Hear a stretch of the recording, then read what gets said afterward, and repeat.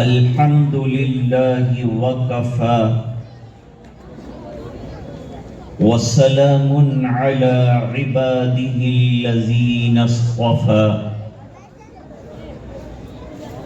أما بعد أعوذ بالله من الشيطان الرجيم بسم الله الرحمن الرحيم وما خلقت الجن والإنس إلا ليعبدون صدق الله العظيم وقال النبي صلى الله عليه وسلم إنما بعثت معلما أو كما قال عليه الصلاة والسلام اللهم صل على سيدنا محمد وعلى آل سيدنا محمد وبارك وسلم.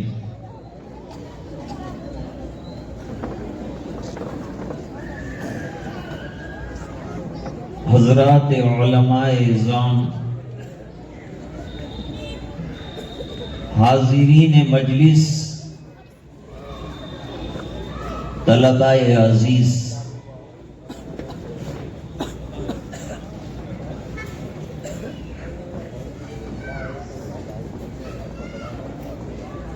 ایک ہوتا ہے شان نزول،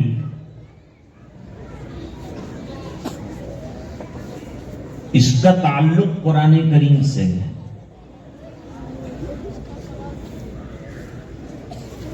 کسی واقعے کے سلسلے میں کوئی سورت یا کوئی آیت نازل ہو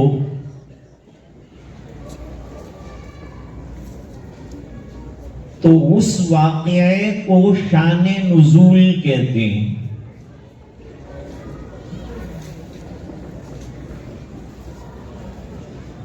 قرآن کریم میں کئی سورتیں ہیں، کئی آیات ہیں جن کے شان نزول مفسرین نے بیان فرمائے.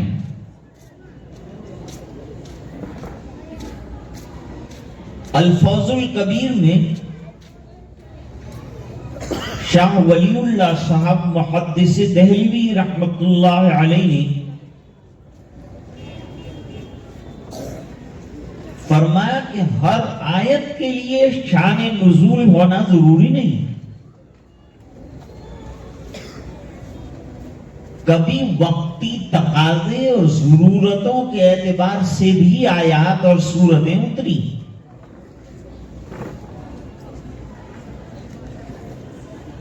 عام متن تو 5 آیتیں اترتی تھی. حضرت علی کرم اللہ وجہہ فرماتے لیکن کبھی بضرورت طویل سورت بھی بیک وقت نازل ہوئی.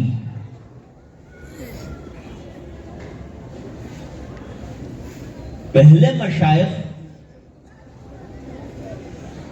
طلباء کو قرآن کریم 5 آیات کر کے حفظ کراتے تھے. 5 آیات یاد ہو گئی، پھر دوسری 5 آیات، پھر دوسری 5 آیات، اس طرح سے قرآن کریم کو حفظ کرایا جاتا تھا.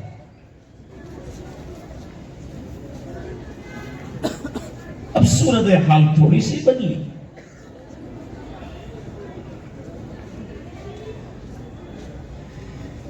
ایک زمانہ قرآن کریم کے حفظ کا وہ رہا ہے کہ جس کے اندر یہ مانا جاتا تھا کہ بچہ اگر مدرسے میں ہے تو وہ دنیاوی تعلیم نہیں حاصل کر سکتا.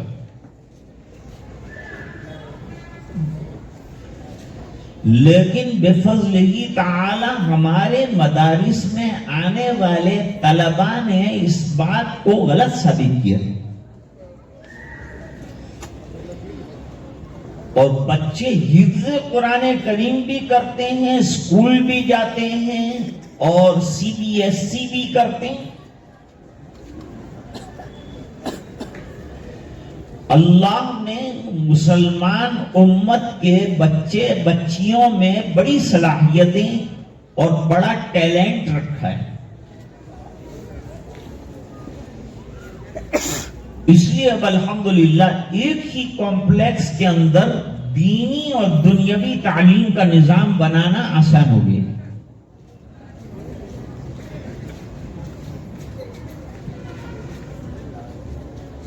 یہ تو شان نزول کی بات ہے. ایک ہے شان ورود.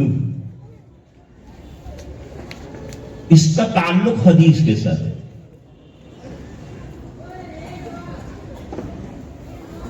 جب کوئی واقعہ نبی کریم صلی اللہ علیہ وسلم کے یہاں رونما ہوتا ہے اور آپ کچھ ارشادات فرماتے ہیں تو اسے شان ورود کہتے ہیں.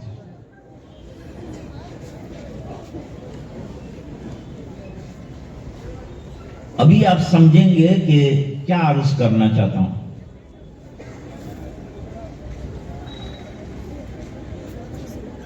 جو طلبہ یہ سمجھ رہے ہیں کہ ہم فارغ ہو گئے وہ غلطی میں مبتلا ہے.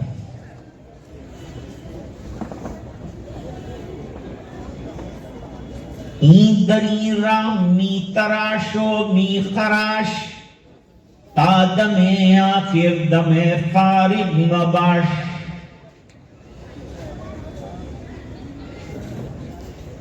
فراغت ہے ہی نہیں، مشغولی ہی مشغولی ہے.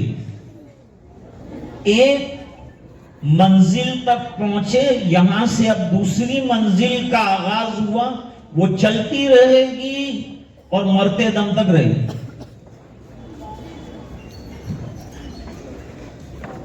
قرآن کریم کی پہلی سورت ہے جس کے اندر 5 آیتیں، ابھی میں نے عرض کیا کہ 5 کر کے آیتیں زیادہ تر اتری.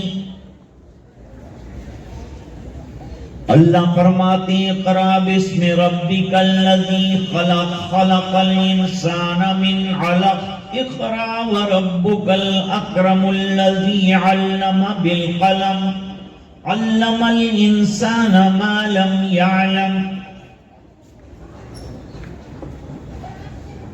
یہ 5 آیتوں میں 2 مرتبہ اقرأ ہے.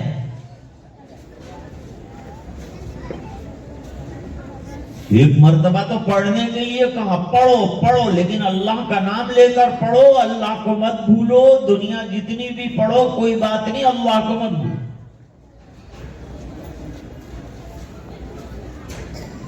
اقرا پڑھو، تعلیم کی اہمیت کا اندازہ ہو. شریعت مقدسہ میں جتنی تعلیم کی اہمیت ہے کسی اور مذہب میں اتنی اہمیت ہے ہی نہیں.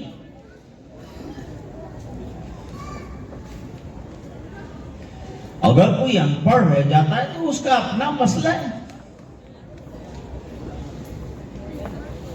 ورنہ شریعت تو پڑھنے کو کہہ رہی ہے کہ پڑھو، دین کا بھی پڑھو، علم دنیا کا بھی پڑھو.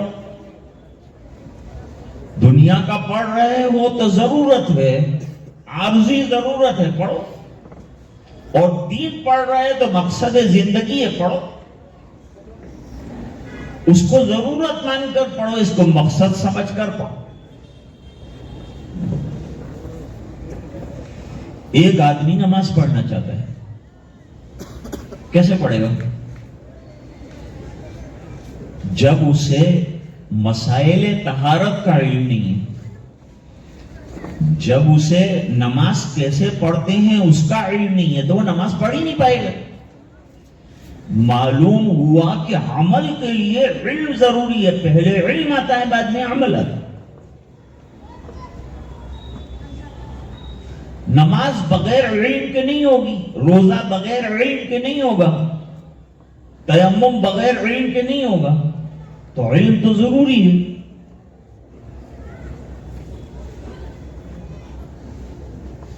اس لیے اللہ تعالیٰ نے فرمایا وَمَا خَلَقْتُ الْجِنَّ وَالْإِنسَ إِلَّا لِيَعْبُدُونَ. جنات پہلے آئے تھے دنیا میں، انسان بعد میں آئے ہیں. فرمایا دونوں کے دنیا میں آنے کا مقصد اللہ کی معرفت، اور جب معرفت حاصل ہوگی تو عبادت کریں. لیعرفون کے ساتھ تفسیر فرمائی لے ابو. تو پہلی مرتبہ اقرا آیا، اس میں تو یہ بتایا کہ جو نہیں پڑھے ہیں وہ پڑھنا شروع کریں.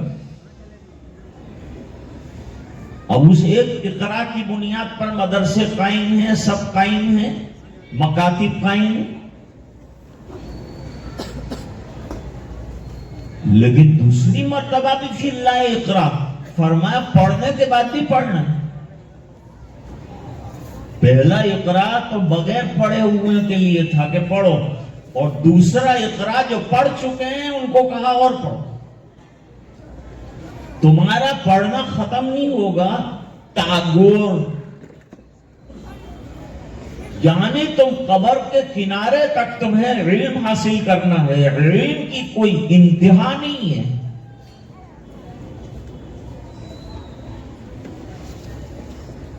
علم بحر ناپیدا کنار. حضرت امام بخاری رحمت اللہ علیہ نے ایک واقعہ نقل فرمایا ہے حضرت موسیٰ اور حضرت خضر کے سلسلے، کہ موسیٰ علیہ السلام کو علم حاصل کرنے کے لیے حضرت خضر کے پاس ایک لمبا سفر طے کرنا پڑا.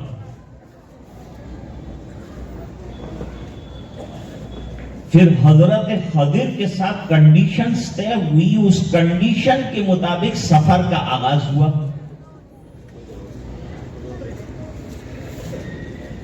اب حضرت موسیٰ علیہ السلام کو یہ باور کرانا ہے کہ اگرچہ آپ کا علم بہت بڑا ہے لیکن اللہ کا علم اس سے بھی بڑا ہے.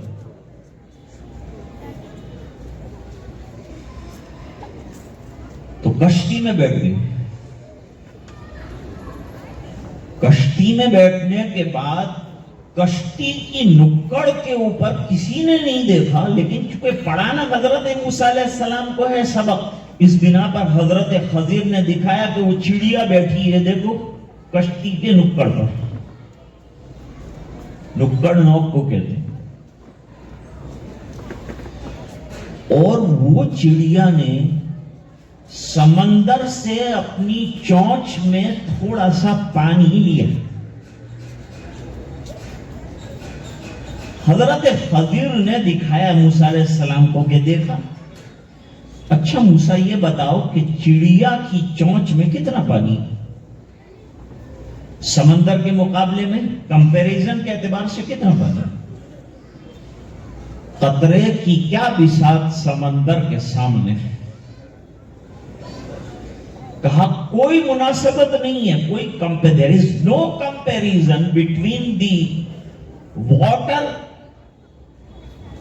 which sparrow take and the sea. کوئی کمپیریزن نہیں ہے. فرمایا انسانوں کے پاس، انبیاء کے پاس جتنے علوم ہیں ان کی مثال چڑیا کی چونچ کے پانی کی طرح ہے، اور اللہ کا علم سمندر کی طرح ہے.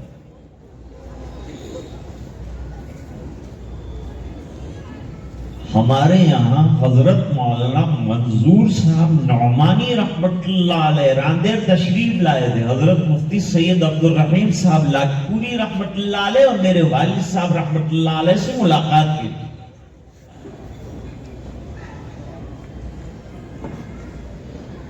تو حضرت کا بیان ہوا طلبہ میں.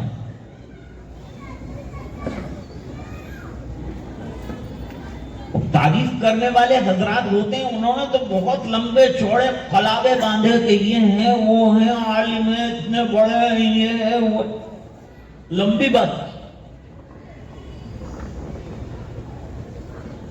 حضرت نے بیٹھتے ہی فرمایا کہ میں طالب علم تھا، طالب علم ہوں اور طالب علم رہوں گا. طلب کبھی بھی ختم نہیں ہونی چاہیے، آپ کو جستجو اور تلاش ہمیشہ رہنی چاہیے.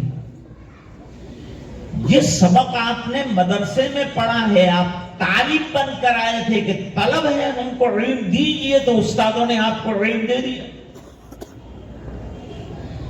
اب باہر جانے کے بعد حالات بدلیں گے اور طرح طرح کے احوال پیش آئیں گے، اس میں آپ کو مزید مطالعے کی ضرورت پیش آئے گی۔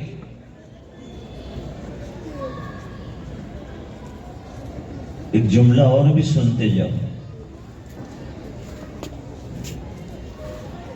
جو طالب علم مدرسے کی زندگی میں بن گیا، یعنی اپنی زندگی کو سنتوں کے مطابق بنا لیا، متقی پرہیزگار بنا، ابھی وہ ترانہ جامعہ میں یہی بات کہی ہے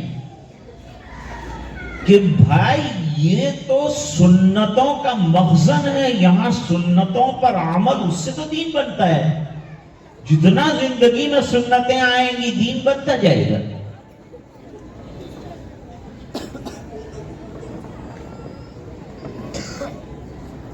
اس لیے طلب ہو جائے گی ایک مرتبہ پیدا تو پھر علم کی چاشنی آپ کو بیٹھنے نہیں دے گی۔ مکتب عشق کے انداز نرالے دیکھے، اس کو چھٹی نہ ملی جس کو سبق یاد ہوا۔ جو یہاں پڑھ کر گیا، استادوں سے فائدہ اٹھایا، دعائیں لی، دین سیکھ کے گیا، بن کے گیا، تو وہ ہزاروں کے بننے کا سبب بنے گا۔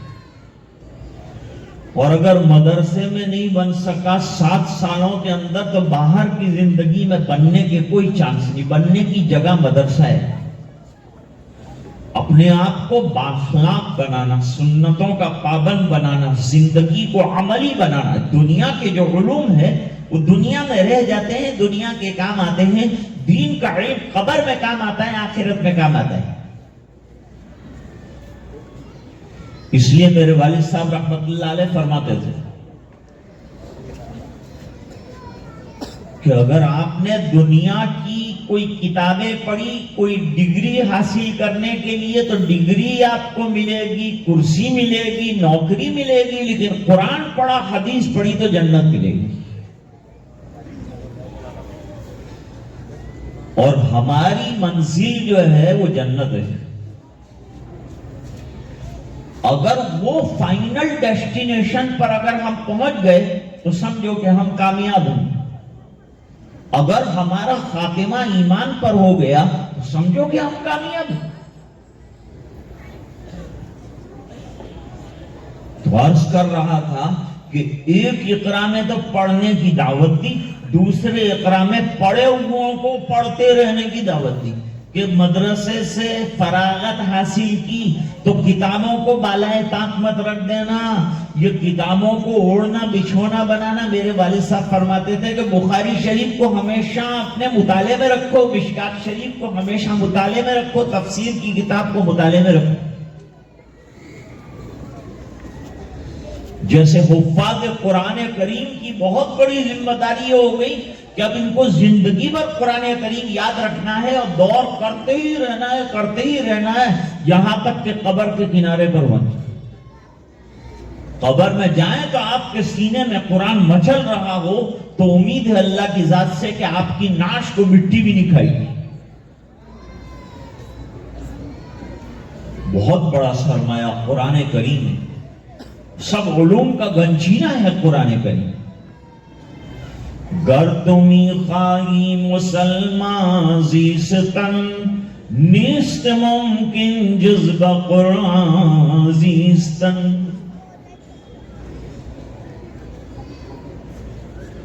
حضور پاک صلی اللہ علیہ وسلم ایک دن اپنے حجرہ شریف سے باہر آئے۔ حضور جائزہ لیتے تھے، صحابہ کرام کے اعمال کو چیک کرتے تھے۔ حضرت ابو بکر کی نماز کو، تہجد کی چیک کیا، حضرت عمر رضی اللہ تعالیٰ عنہ کی تلاوت کو چیک کیا۔ ان کو کہا ذرا آواز پست کرو، ان کو کہا آواز بلند کرو۔ یہ ترتیب اور یہ تربیت کے لیے اللہ تعالیٰ نے نبیوں کو بھیجا ہوتا ہے۔ اور نبی کی شان یہ ہوتی ہے کہ نبی کوئی کام ناجائز یا غیر مشروع اپنے سامنے ہوتے ہوئے دیکھے اور چپ رہے، نبی کی شان۔ وہ ضرور میں ضرور کلام کرے گا، چاہے پھر وہ بچہ بولے، چاہے وہ رشتہ دار ہو، بڑا ہو بزرگ ہو، غلط کام کیا اس کو روکا جائے گا۔ من را منکم منکرا فلیغیرہ بیدی، جس کے اندر طاقت ہو، ایک مقتدر ہے، حاکم ہے، اس میں طاقت ہے، کسی کو دیکھتا ہے غیر شرعی کام کرتے ہوئے اپنے ہاتھ سے اس کو روکے۔ اس کی ایک مثال دیتا ہوں آپ۔ ایک شخص صحابی حضور پاک صلی اللہ علیہ وسلم کی خدمت میں حاضر ہوئی۔ یہ وہ زمانہ تھا جب سونے کے انگشتری مردوں کے لیے پہننا ناجائز تھا۔ اس سے پہلے جائز تھا، حضور نے سونے کی انگوٹھی بنوائی بھی تھی، پھر اللہ کی طرف سے حکم آیا کہ چاندی کی انگوٹھی بنواؤ، سونے کی پھینکو۔ صحابہ نے بھی بنا لی تھی، جب حضور نے نکال دی تو صحابہ نے بھی نکال دی۔ اب وہ جو صحابی آئے تھے ان کو شاید اس کا علم نہ رہا،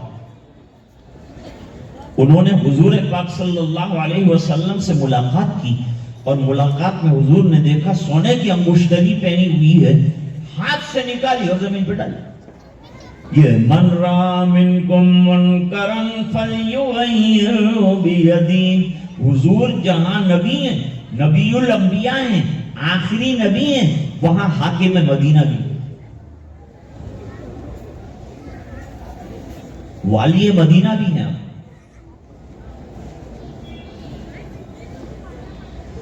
دل روضہ رسول کی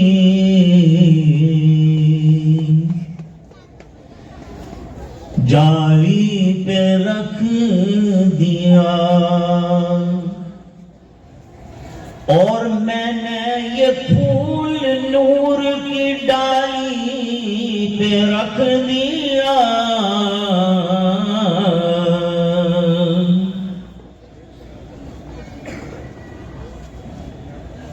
اپنا عدم اپنی نظر اپنی آخرت، میں نے تو سب مدینے کے والی پہ رکھ دیا۔ سبحان اللہ، بہت بہت خوب۔ یہ مدینے کے والی بھی ہیں سرکار، حاکم بھی ہیں، آپ کا آرڈر بھی چلتا۔ نکالی انگوٹھی، انگلی سے پھینک دی۔ اب صحابہ کا عشق بھی عجیب و غریب ہے، کتنی محبت ہے آپ کو صحابہ کرام کو۔ حضور پاک صلی اللہ علیہ وسلم سے کیا سبق پڑھایا؟ چیزوں کی قیمت نہیں، سنت کی قیمت ہے، سرکار کے اشاروں کی قیمت ہے۔ حضور ذرا آگے بڑھ گئے تو صحابہ کرام نے امتحاناً ان سے کہا کہ لے لو، اٹھا لو، وہ سونے کی انگشتری قیمتی ہے، بازار میں بیچ دینا، پیسے کھڑے ہو جائیں گے تمہارے۔ فرمایا جس کو میرے نبی نے گرا دیا اس کو اٹھا کر میں عزت نہیں پا سکتا۔ گرایا کن ہاتھوں نے ہے؟ تاجدار مدینہ، اس کو اٹھا کر جیب میں رکھوں؟ اب میرا جو ہے واسطہ پڑا ایک دولہا صاحب سے۔ دولہا صاحب نکاح پڑھنے آئے، ان کو ایک حدیث یاد تھی، النکاح من سنتی۔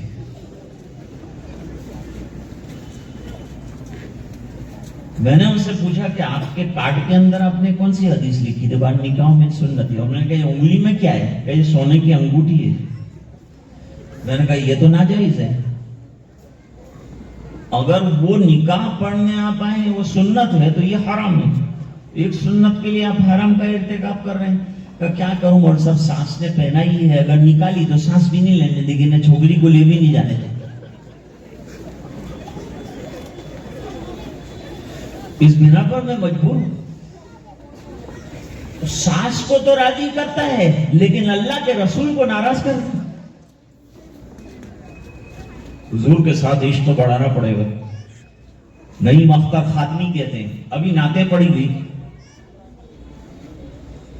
ابھی تو مفتی رضوان صاحب نے آج کوئی نعت خواں کو نہیں بلائے، یہ بلا لیتے ہیں اکثر۔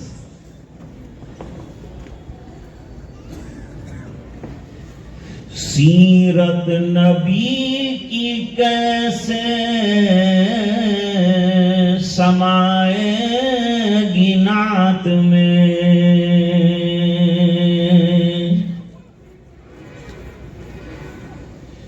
سیرت نبی کی کیسے سمائے گی نعت میں، جب تک نبی سے عشق بڑھایا نہ جائے گا،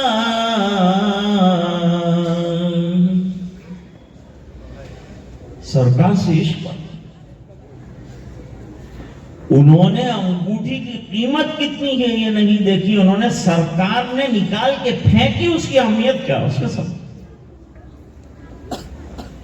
فرمایا من رأى منکم منکرا فلیغیرہ بیدہ، تو سرکار جائزہ لیتے ہیں۔ حدیث شریف میں ہے، بخاری شریف میں روایت موجود ہے، وہ تو بڑے صحابی کو روکا، اب ایک بچے کو روکا۔ ام سلمہ رضی اللہ تعالیٰ عنہ پہلے شوہر کے بچے لے کر نبی کریم صلی اللہ علیہ وسلم کے کاشانے میں حاضر ہوئی ہیں۔ حضور میں نکاح تو کروں آپ سے، لیکن میرے بچوں کا کیا ہوگا؟ سرکار نے فرمایا مدینے کے یتیم پلتے ہیں محمد کے گھر میں، اور تیرے بچے نہ تربیت ہوگی، پرورش ہوگی، اور روزی وہ کھائے گا جو اللہ دے گا، رزاق اللہ۔ ابھی گورنمنٹ کو یہ فکر ہے کہ یہ جو ہر سال اتنے سب فارغ ہوتے ہیں ان کی روزی کا کیا ہوگا، تو ہمارے مدرسے تو گنے چنے ہیں، تمہاری تو ہر قدم پہ اسکولیں ہیں، کسی میں 2000 اسٹوڈنٹ ہیں، کسی میں 5000 اسٹوڈنٹ، 80% تو آئیں، تم ان کی فکر کرو نا، 20% کی تو اللہ دیکھ لے گا، ان کی کیا فکر کرو۔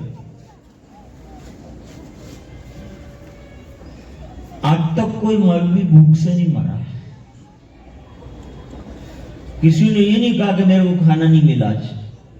ہاں بہت سے مالدار ایسے ہیں کہ کھانا سامنے ہے اور طرح طرح کے انواع اور اقسام کے کھانے شادی کے اندر دعوت دی گئی ہے، چاندلہ 50,000 روپے کا کر کے گیا، لیکن دال چاول سے آگے کھانا سکا، سب اللہ کا نظام ہے۔ اس کو مال دے کے بھی کھانے سے محروم کر دیا، وہ غریب تھا، مال نہیں ہے، اس کو اللہ تعالیٰ نے کھانا نصیب فرمایا، وہ کھا سکتا ہے۔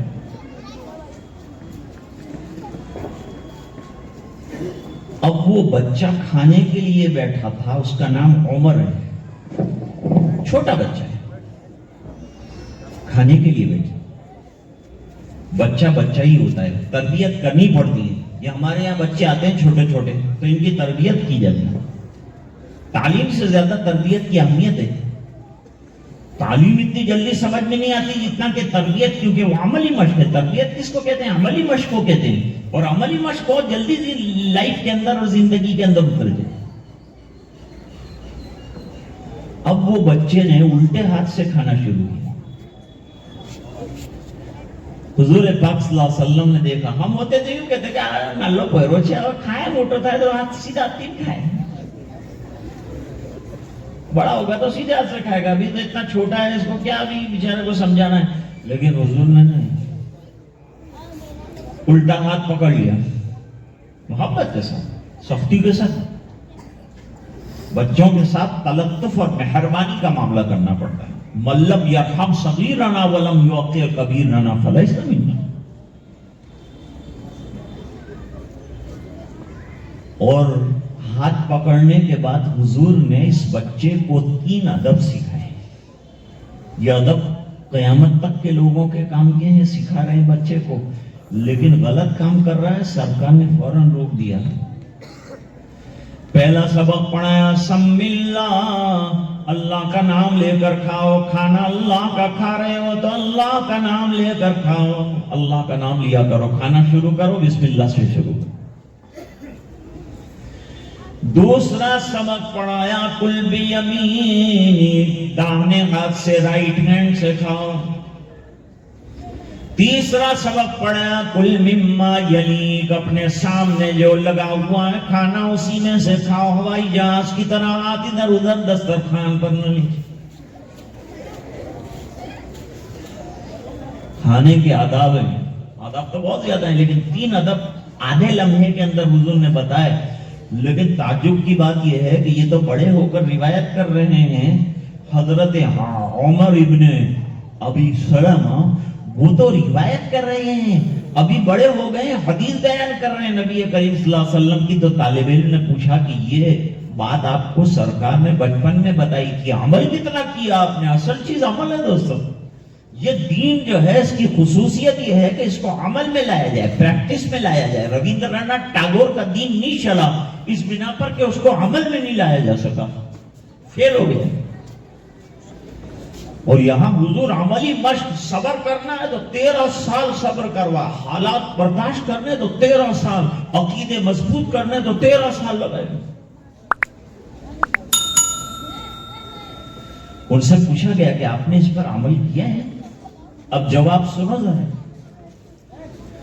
یہ معمر صحابی کہتے ہیں کہ میرے آقا مکی مدنی صلی اللہ علیہ وسلم سے جس دن میں نے یہ 3 ادب سنے تھے، اس دن سے لے کر داڑھی سفید ہونے تک مجھے ایک دن بھی یاد نہیں ہے کہ یہ 3 ادب کے خلاف میں نے کھانا کھایا۔ اس کو کہتے ہیں عمل۔ یہ جو آپ پڑھ رہے ہیں نا، یہ عملی چیز ہے۔ اس کو اگر آپ ایکٹیو کرنا چاہتے ہیں تو عمل میں حدیث کو ایکٹیو کیجئے، قرآن کی آیات کو ایکٹیو کیجئے۔ ابن عمر رضی اللہ تعالیٰ عنہما نے سورہ بقرہ 8 سال کے اندر یاد کی، ہر آیت پر دیکھتے جاتے تھے کہ عمل ہوا کہ نہیں میرا اس پر۔ تو حضور جائزہ لیتے تھے، جائزہ لیا۔ مسجد نبوی شریف کے اندر 2 حلقے لگے ہوئے ہیں، ایک حلقے والے کے پاس گئے، ابن ماجہ شریف میں روایت موجود ہے۔ کیا کر رہے ہو بھائی تم لوگ؟ حضور ذکر اللہ کرو۔ ماشاءاللہ، بڑا اچھا حلقہ ہے، بڑا اچھا حلقہ، بہترین حلقہ ہے، بہترین حلقہ ہے، ذکر کا حلقہ۔ اللہ، دل کو روحانیت اور نورانیت سے تازہ کر دینے والی چیز ہے۔ ذکر کثیر کا حکم دیا گیا، یا ایھا الذین آمنوا اذکروا اللہ ذکرا کثیرا وسبحوہ بکرۃ واصیلا۔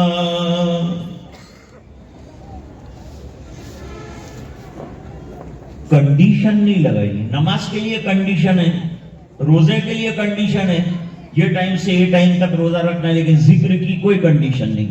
Any time, every time, any where, what ever you have, you can make ذکر آف اللہ سبحانہ و تعالیٰ آل دا ٹائم، ہمیشہ ذکر۔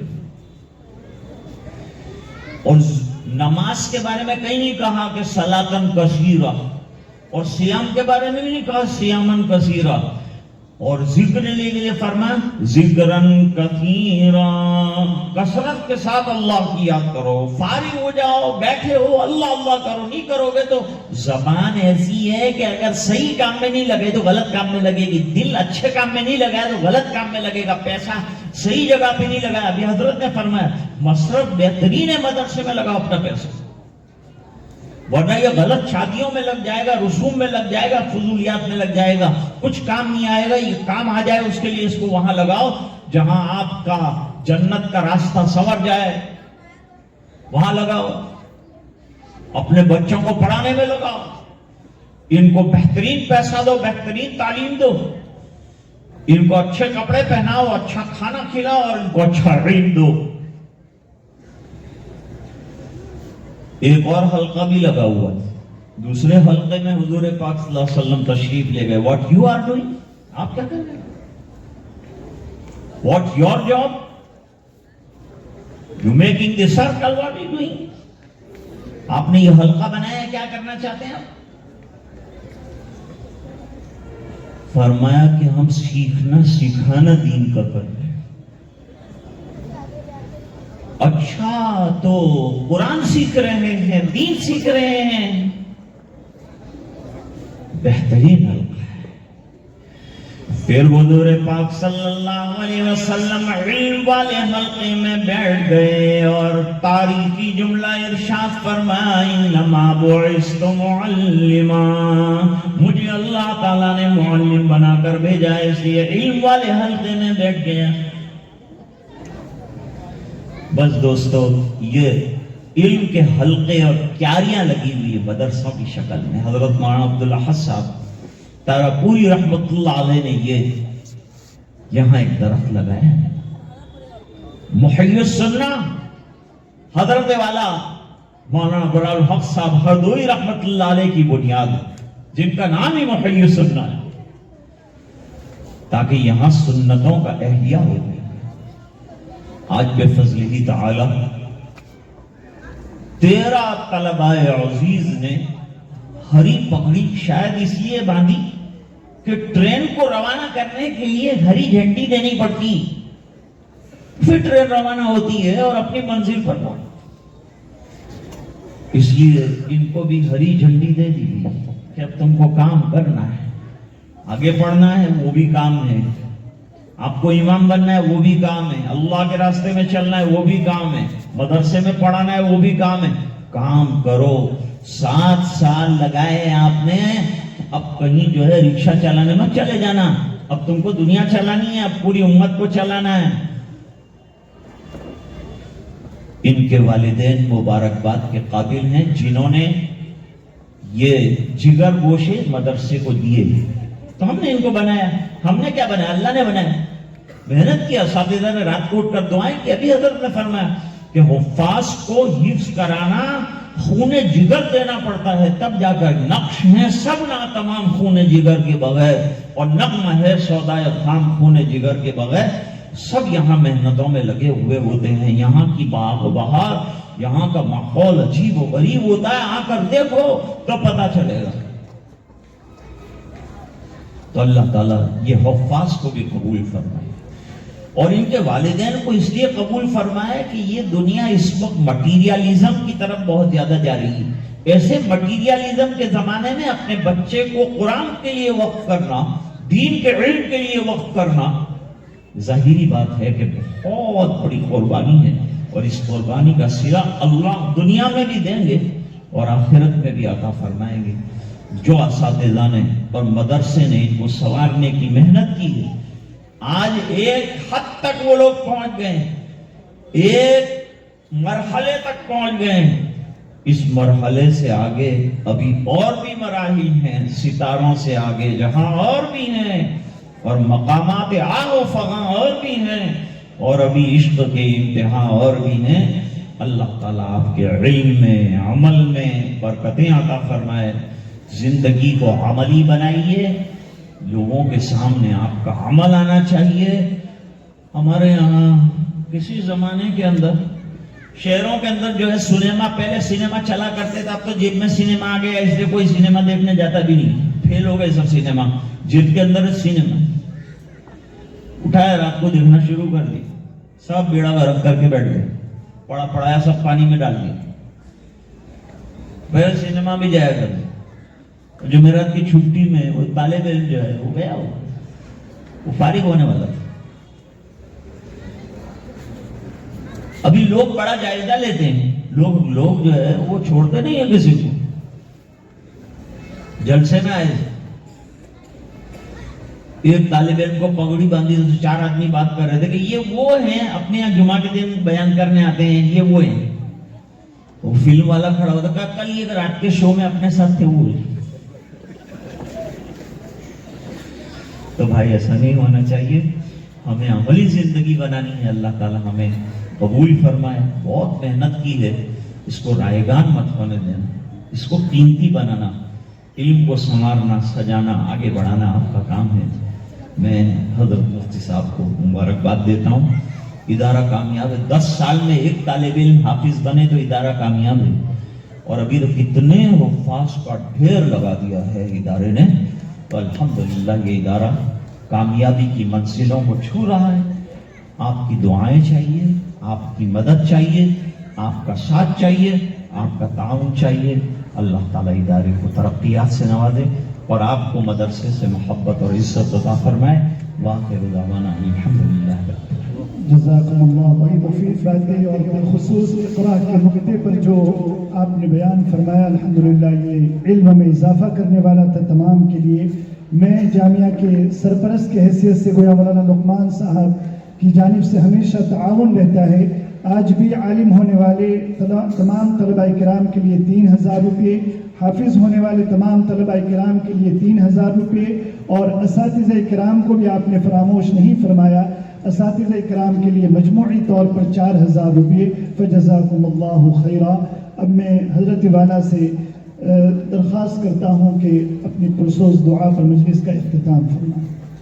سبحان اللہ والحمد للہ ولا الہ الا اللہ واللہ اکبر ولا حول ولا قوة الا باللہ العلی العظیم.